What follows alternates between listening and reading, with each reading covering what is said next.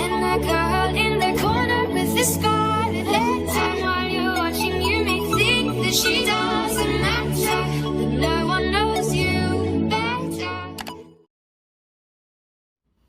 Hello guys! Welcome back again to my YouTube channel. So if you're new to my channel, let me introduce myself to you. I am Sandrelami Alameda Hanaban, a dialysis nurse in Saudi Arabia. So for this video, follow-up video lang po ito nung una kong in-upload na travel guidelines, na latest travel guidelines papuntang Pilipinas, pauwi ng Pilipinas. So ito is, nakita niyo naman po sa title, how to download E-Cif or electronic case investigation form using your mobile phone. So, ang gagawin po natin muna is ida-download yung link nito. Ito na yung link. Ito yung link ng Philippine Red Cross at nasa description box naman po yung link ng Red Cross. So, i-click nyo lang yan and automatic, ito na yung makikita nyo. So, paano ba mag-registered or mag-fill up ng inyong data sa E-Cif or Electronic Case Investigation Form sa Philippine Red Cross? Una is, click nyo muna yung E-Cif or i-type nyo muna yung ecifredcross.org.ph. Pag E-Cif lang naman, lalabas na automatically yung Red Cross. So, click nyo yan. After nyo na-click, meron dyan, may mga guidelines, may register, and then yung lahat ng mga katanungan nyo is dito sasagutin kung bakit kailangan ng E-Cif. So, click mo yung register and after that, ayan, naglalabas. Pero hindi ka naman OFW, so hindi mo na yan i-click yung process, kundi diretso ka na sa baba. Yan, personal information. Importante po na correct spelling at correct po yung mga in-input nyo. Kasi pag mali po, mali rin yung mag-a-appear sa Philippine Red Cross at baka hindi makredit yung result nyo pag nandyan na. So, complete nyo lang lahat yan, lalo na yung may mga asterisk. Kompletuhin lang lahat yan.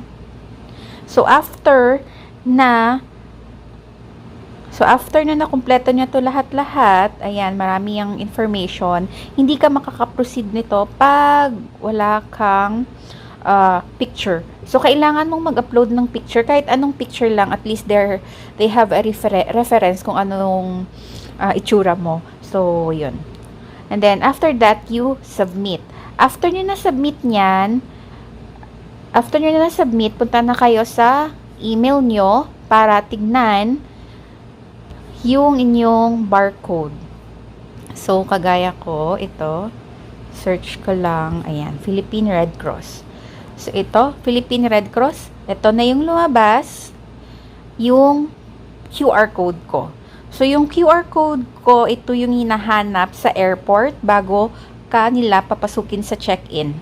So, dun pa lang sa check-in counter, hinahanap na ito, lalo na yung retrieval code, and then yung pangalan mo mismo.